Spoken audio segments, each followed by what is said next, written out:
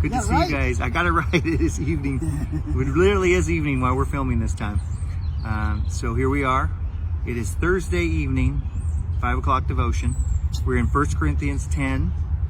And I'm just going to say at the outset, this is our last Thursday that we're going to do. So we're going to start again next week. We're going to start on Wednesday. And we're going to just do each week, once a week on Wednesdays at noon. And we definitely have to be live for those.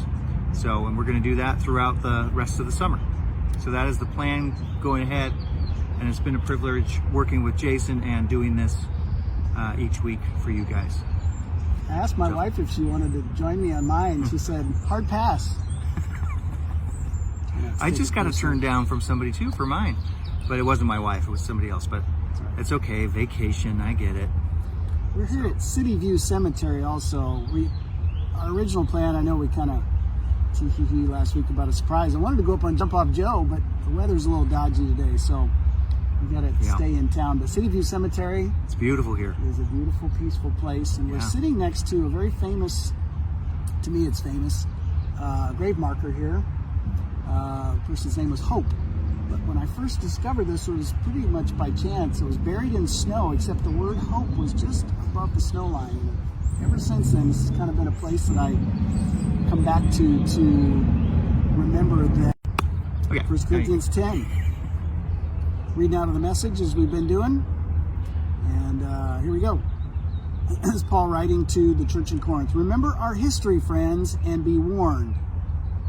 All our ancestors were led by the providential cloud and taken miraculously through the sea. So he's talking about the children of Israel.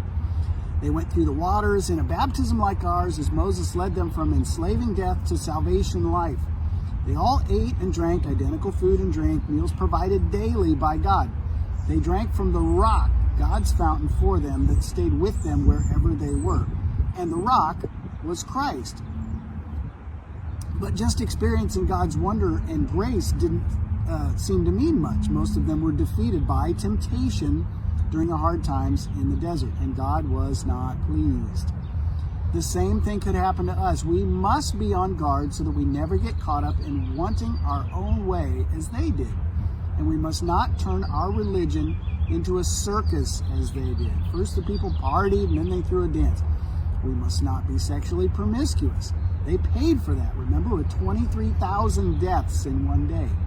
We must never try to get Christ to serve us instead of us serving him. They tried it, and God launched an epidemic of poisonous snakes. We must be careful not to stir up discontent. Discontent destroyed them. These are all warning markers. Danger in our history books, written down so that we don't repeat their mistakes. Our positions in the story are parallel. They at the beginning, we at the end, and we're just as capable of messing it up as they were. Don't be so naive and self-confident. You're not exempt. You could fall flat on your face as easily as anyone else. Forget about self-confidence. It's useless. Cultivate God confidence. No test or temptation that comes your way is beyond the course of what others have had to face. All you need to remember is that God will never let you down. He'll never let you be pushed past your limit. He'll always be there to help you come through it. So my very dear friends, when you see people reducing God to something they can use or control, get out of their company as fast as you can. I assume I'm addressing believers now who are mature. Draw your own conclusions. When we drink the cup of blessing, aren't we taking into ourselves the blood, the very life of Christ? And isn't it the same with the loaf of bread we break and eat? Don't we take into ourselves the body, the very life of Christ? Because there's one loaf, our many-ness becomes oneness. Christ doesn't become fragmented in us. Rather, we become unified in him. We don't reduce Christ to what we are. He raises us to what he is. That's basically what happened in old Israel. Those who ate the sacrifices offered on God's altar entered into God's action at the altar. Do you see the difference? Sacrifices offered to idols are offered to nothing. For what's the idol but a nothing? or worse than a nothing, a minus, a demon. I don't want you to become part of something that reduces you to less than yourself. And you can't have it both ways. Banqueting with the master one day and slumming with the demons the next. Besides, the master won't put up with it. He wants us, all or nothing. Do you think you can get off with anything less? Look at it one way. You could say, anything goes because of God's immense generosity and grace. We don't have to dissect and scrutinize every action to see if it will pass muster. But the point is not to just get by. We want to live well, but our foremost efforts should be to help others live well. With that as a base to work from, common sense can take you the rest of the way. Eat anything sold at the butcher shop. For instance, you don't have to run an idolatry test on every item. The earth, after all, is God's and everything in it. That everything certainly includes the leg of a lamb at a butcher shop. If a non-believer invites you to dinner and you feel like going, go ahead and enjoy yourself. Eat everything placed before you. It would be both bad manners and bad spirituality to cross-examine your host on the ethical purity of each course as it's served. On the other hand, if he goes out of his way to tell you that this or that was sacrificed to God or God is so-and-so, you should pass. Even though you may be indifferent as to where it came from, he isn't, and you don't want to send mixed messages to him about who you are worshiping. But except for these special cases, I'm not going to walk around on eggshells worrying what small-minded people might say. I'm going to stride free and easy, knowing that our large-minded master has already said, if I eat what is served to me, grateful to God for what is on the table, how can I worry about what someone else will say? I thanked God for it, and he blessed it. So eat your meals heartily, not worrying about what others say about you. You're eating to God's glory. After all, not to please them. As a matter of fact, do everything that way, heartily and freely to God's glory. At the same time, don't be callous in your exercise of freedom, thoughtlessly stepping on the toes of those who aren't as free as you are. I try my best to be considerate of everyone's feelings in all these matters. I hope you will be too. There's a lot there. Always is. I guess that's the it's just, again, it was just like how relevant it just continues to be, and just how how it just fits to today just as much as it did then, just as much as it did with Israel, and the piece where he oh no, I just blanked. Better take it away if I can try to remember. Well, okay, so here's a question. Nobody sits there and says, these great hamburgers, were they sacrificed to an idol? Nobody. So, but are there foods we treat that way, or are there places we eat? I mean, we've kind of gone into some of this before. We had a conversation at our table last night about the term Karen. Oh, yeah. Becoming a Karen, where you're so busy policing the behaviors of others that you aren't. And I wonder what Paul would say to Karen. Maybe this. Yeah. Yeah.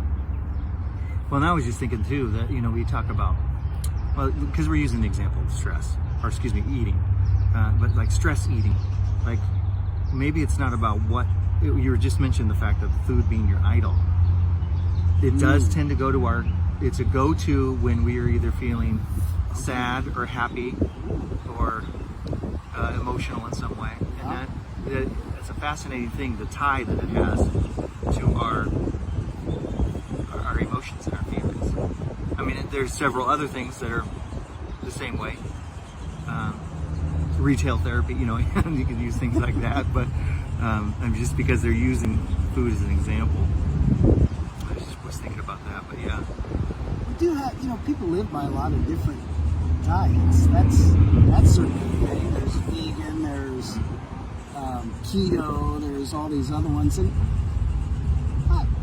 sometimes there's an appreciation for what somebody's trying to do, and other times, depending on how they act I was going to cut you some slack, but you're being a jerk about it, So maybe if that's a consideration, oh, does that bread have gluten in it?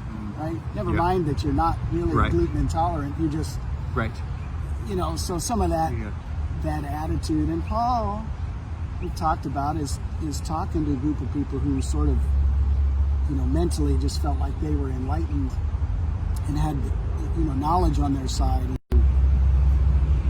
This chapter, because like I said on Sunday, it has to do not with God giving you more than you can handle, just in terms of life, but in terms of temptation. The temptation to be proud, to think that what we're doing is right and everybody else is, maybe a little less so. And how that really tripped up the people of Israel. Right? Yeah, there's a root there for sure.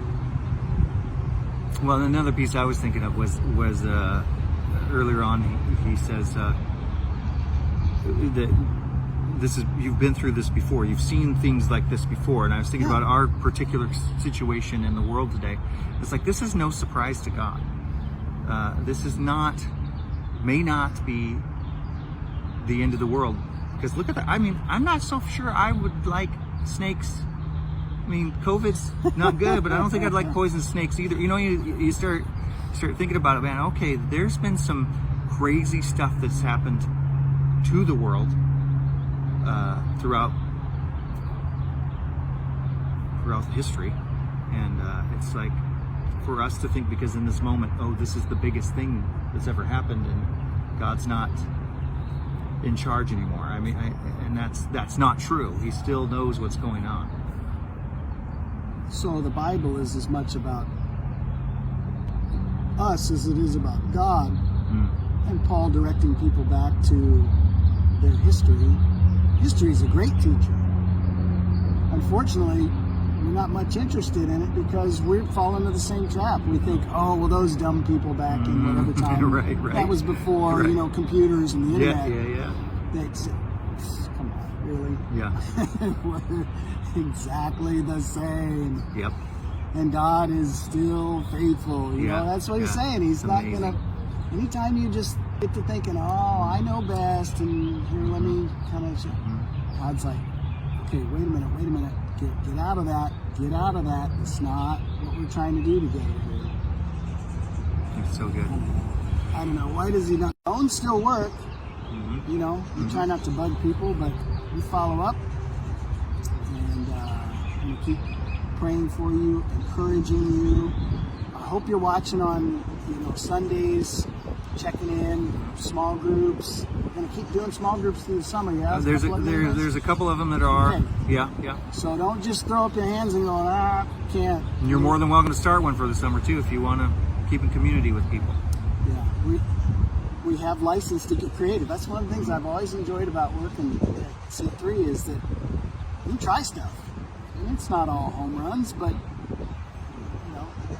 if it helps, then it helps. And you're the best indicator if things are helping. So we appreciate knowing that this is helpful. And it's just going to take another form as we move through the summer. Right. Yeah. Cool. Can you pray us out? Yep. Father, again, we just thank you so much. Thank you for Paul. Thank you for Corinthians. Thank you for these reminders, and that we just need to continue to be reminded of who you are and how much you love us, Lord, that you sent your son to die, and we just we want to praise you and thank you for that. I just thank you for this opportunity to work with Jason. I thank you for these devotions. I just pray that they be a blessing to people. I just pray you be with our people and just guide our world and help us to know that you are still in control, even though everything around us seems out of control. Thank you, Jesus, for all that you do. In your precious name, amen. Amen. All right, we'll see you next time.